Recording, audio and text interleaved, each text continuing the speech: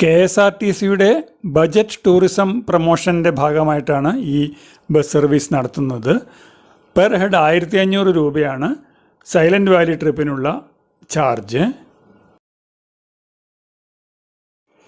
Food, other entry charges എല്ലാം ഈ പറഞ്ഞ റേറ്റിൽ ഇൻക്ലൂഡഡ് ആണ്.